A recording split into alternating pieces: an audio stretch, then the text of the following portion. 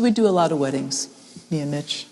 But I want to tell you a story this morning about our most favorite wedding in the 30-plus years we've been doing weddings. And it happened... 29 years ago. Right, 29 years ago. Our son was just a baby at the time. Our two good friends, Ben and Joan. Ben was the librarian in our little town in the Adirondacks, and he and Joan had been together for 15 years, and they had always been very proud that they did not need the state to tell them that they were a couple. Thank you very much, right? We got that. Mm-hmm. But now they wanted to have a child, and for Joan to have health insurance, she needed to be married to Ben because his librarian benefits would not cover a domestic partner. So, one day, they went across the street to Norma, the town clerk, and got a marriage license, and then That's at the hardware store. At the hardware store. This is a little town in the Adirondacks. And then came across the street and asked us if we would marry them. So, those of you who've been married by us know this. Usually when we do a wedding, we say to folks, well, you need 3 sessions of premarital counseling and da-da-da-da-da. Mitch does 4, I do 3. But at that point, Ben and Joan had been together more years than we'd been married. And so we did some quick calculation, kind of glanced at each other and said, sure, we can marry you. And they said, tonight? And we glanced at each other and we said, okay, here's what you need. You need 2 witnesses, and you need to write your wedding vows. Come back at 9 o'clock with your witnesses and your wedding vows, and we will marry you. So off they went. They called another couple that we were friends with, Pete and Ellen, to be their witnesses. Pete and Ellen stopped on their way home from work and picked up a bottle of champagne. I made a pan of brownies to be the wedding cake. They showed up at 9 o'clock, and we married them in our living room. It was wonderful. What I remember of the wedding, though, was how nervous they were. And we had had so many conversations about, it does not matter whether you're married or not. We don't need the state to bless us. But Ben, when he was saying his vows to Kate, he almost could not hold the paper still. And we pronounced them husband and wife, and then we drank the champagne, and we ate the brownies, / wedding cake, and had a marvelous evening together. The next day, I happened to see Ben at the library, and I was like, so how's married life? And he said, it's different. He said, I didn't think it would be different. We've been together for so long. We knew we were going to be together for life. It's different. And I said, yeah, it is. There's something about making that covenant that changes things, right? And we tell you this story because today we're going to do a Wesleyan covenant together, and so we want to say that it changes things. We're telling you this story about a particular marriage covenant because we're inviting you to take part in another covenant this morning. For over 200 years, or over 250 years, the people called Methodists have taken the first Sunday of the year as an opportunity to make a new covenant, to renew our relationship with Jesus Christ and with each other. But we want to warn you as well as invite you, because we know that covenants change things. They change people. And so even if you've done this covenant for many, many years, and I know that some of you have, each year it's an opportunity once again to invite Jesus into our lives more completely than ever before. When we enter this covenant, it enters us. We pledge to be God's people, and God pledges to be our God. It has a way of changing things, just like with Ben and Joan. So our scripture readings this morning are both about creation. They both start in the beginning in the traditional English translations. And they're both also about covenant. God's covenant with us and God's longing for our covenanting in return. The words of Genesis 1 are filled with such sublime beauty, especially in the King James. I can't read the King James version of Genesis 1 without hearing James Earl Jones going, "In the beginning, God created the heavens and the earth." And John 1 purposely echoes that same sublime beauty. In the beginning was the Word. And the Word was with God, and the Word was God. And then, but I love what John does, he takes that big canvas of in the beginning and then radically shrinks the focus down. A radical close-up. The Word became flesh and dwelt among us. Some translations say moved into the neighborhood. The Greek original is a military term meaning to bivouac, to tent in the backyard. In Jesus, God didn't just invite us to a covenant as God did with Abraham, or carve a covenant on a tablet as God did with Moses.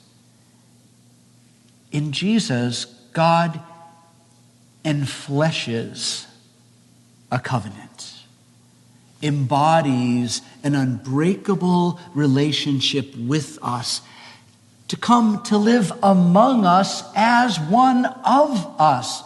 It's amazing. Now everything is different. Something about God giving God's own self to us vulnerable humans, in the form of the most vulnerable human form, an infant human critter. It makes everything different. This Jesus who walked with us and taught us and lived with us and experienced us and was betrayed by us and went all the way to the cross for us. That changes everything. When we read those words, the Word became flesh and dwelt among us. That changes how we understand God. I think it changes how we understand ourselves as God's beloved people. It's what a covenant does. It makes a deep change. And John Wesley, who founded the United Methodist movement, wrestled mightily with trying to be holy enough for God. Finally came to the realization that there was no being holy enough, that God's love comes as pure grace to all of us. And as he worked through what it meant to be human and to be faithful, he came to the idea of a covenant service as a way of saying publicly to oneself, to God, and to others, I commit myself to this life. He wrote it so that people could stay true over the long haul, and asked the people who are called Methodist to make that covenant at the beginning of every year and then celebrate Holy Communion together. We now call it the Wesley Covenant Service. He probably just called it the Covenant Service. Might be good. One of the things that's unfortunate is if you look it up online to read the whole thing, is that there's something called the Wesleyan Covenant Association, which is a right-wing breakaway group that's actually breaking covenant with the United Methodist Church. So but that's another story. That's another story. But you can find it online. You can find it in the United Methodist Book of Worship. It's a beautiful and really long service, and one we really can't do the whole thing for on a snow day. But we're sharing today the prayer that is the core of Wesley's service. We talked about this at Adult Forum a little bit this morning, where we went through the whole service together. Over the years, folks have made some changes to the words of Wesley's covenant prayer, not to change the meaning, but rather to keep the meaning true as English has shifted and evolved over time. Mm-hmm. I believe that the sign of a really good covenant is that it stands the test of time, and that specific words can be shifted as needed to reflect the world that it's being said in now. And so we want to tell you 3 ways that the prayer that we're going to share this morning are different from Wesley's original form. And yet, in doing the changes of wording, we think it stays closer to the original purpose that Wesley was trying to accomplish. The first thing is, as in most new Bible translations, the these and thys have been changed to you and yours. It's not that these and thys are bad.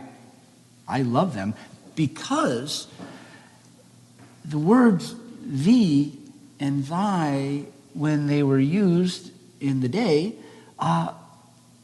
was the more personal pronoun. Right? To denote thee and thy is what you shared with someone you were close with. I loved even into the early 20th century, Quaker couples would still call each other the I love thee, because they were staying true to the middle and early modern English form that was intimate. You, the word you, was what you saved for a group or a social superior. It's equivalent to the French tu for informal and vous for plural and to formal speak. But in late modern English, we've reversed that. Thee and thou sounds like formal, we only reserve it for kings or something. And you is what you call everyone. And so we are using you because that's what's more intimate now, but I kind of wish we could go back to having a special word for people we were close with. And if you want to use thee and thy in the covenant service, you can. You could do that. Yeah. The other piece is we've changed the pronouns and the nouns for God and humanity from exclusively masculine to a more gender-inclusive form. So we don't talk about mankind, we talk about humanity.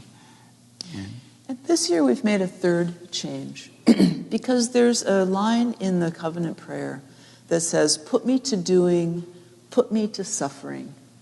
And every year I've said that, it's made me wince. I don't believe that God sends suffering, and I don't believe that Wesley meant that God sends suffering. So I've always wrestled with that phrase. And then just this last week, we read that Wesley used the word suffer the same way that the King James Bible talks about suffering the children to come unto me. It's not about being in suffering, it's about tolerating or allowing or being with something.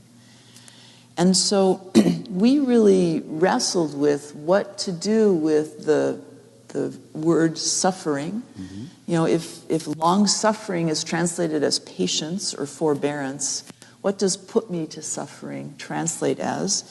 And it took us a while, and we were trying to contrast that with doing. And the word we came up with was bearing, as in bears all things. Love bears all things.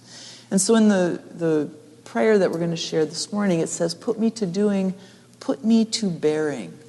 And that I wanted to explain that to those of you, especially those of you who've done this for a long time, because you're going to say, wait a minute, that's not the right word.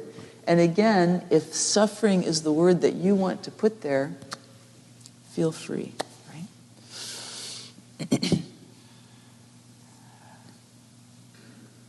Both Genesis and John are about creation and covenant. But they're not looking at creation and covenant in a rearview mirror. It's not looking back. When we are in covenant with God, we are invited to be part of God's ongoing creation.